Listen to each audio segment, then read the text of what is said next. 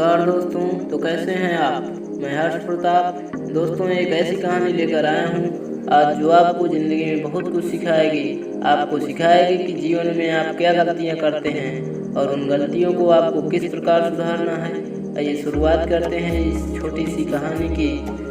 एक बार की बात है, एक गांव में एक राजा रहता था जो कि बहुत ही प्रतापी राजा था।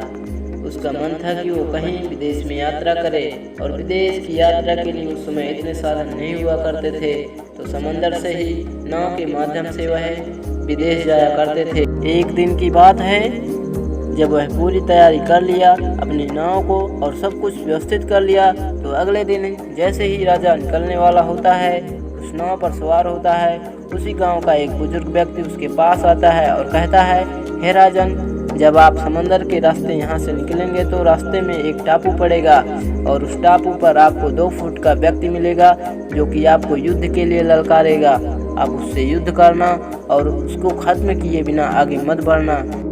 राजा कहता है, बिल्कुल जैसा आप कहें वैसा ही होगा, और नाव पर सवार होता है। राजा निकल पड़ता है विदेश की यात्रा की ओर और अगले ही दिन जैसे ही वो टापू आता है, राजा को 2 फुट का वह व्यक्ति दिखाई पड़ता है जो कि जैसा उस बुजुर्ग ने कहा था वह उसे युद्ध के लिए ललकारने लगता है। राजा बहुत ही प्रतापी होता है, वह युद्ध की चुनौती को स्वीकार करता है, उससे युद्ध करता है और वह जीत भी जाता है, लेकिन वह उसे मारता नहीं है।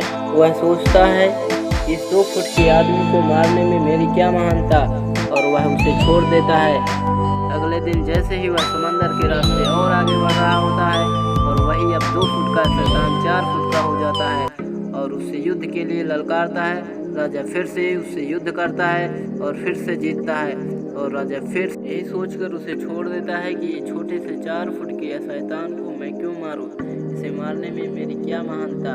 और फिर वह आगे बढ़ रहा होता है। अगले ही दिन वह 4 फुट का शैतान 6 फुट का नजर आता है और वही घटना फिर से होती है। राजा फिर से युद्ध करता है और राजा जीतता है और छोड़ देता है, इसी वजह से कि 6 फुट के व्यक्ति को मैं क्यों मारूं, ये व्यक्ति ही तो है, इसे मारने में मेरी क्या महानता है। लेकिन जैसे ही वह अगले दिन जाता है, अब वह राजा से बड़े रूप में मिलता है। अब वह 8 फुट का होता है, राजा से भी ज़्यादा उसकी हाइट होती है। अब जब राजा उससे युद्ध की चुनौती स्वीकार करता है, थोड़ा सा उसे डर सा लगता है कि इस बार कहीं मैं हार ना जाऊँ, ये इस बार इतनी बड़ी स्वरूप में मेरे सामने कैसे आ गया। लेकिन फिर भी वह युद्ध की चुनौती को स्वीकार करता है और वह लड़ते लड़ते अंततः उसे हरा ही देता है। लेकिन इस युद्ध में राजा का एक हाथ पूरी तरह से क्षतिग्रस्त हो जाता है और राजा इतना प्रतापी होता है कि वो आखिर में लड़ते लड़ते उसे मार ही देता है और फिर आगे बढ़ता है। दोस्तों, एक छोटी सी कहानी हमें हमारे जीवन में बहुत बड़ी बात सिखाती है कि हमारी ज़िंदगी में अक्सर इसी प्रकार होता है।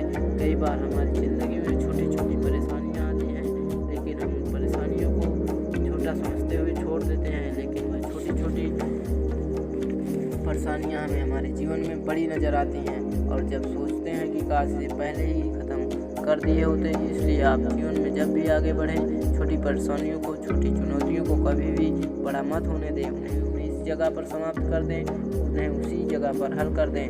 दोस्तों, ये कहानी पसंद आई हो तो बहुत बहुत शुक्रिया, बहुत बहुत धन्यवाद। तो दोस्तों, मिलते हैं अगले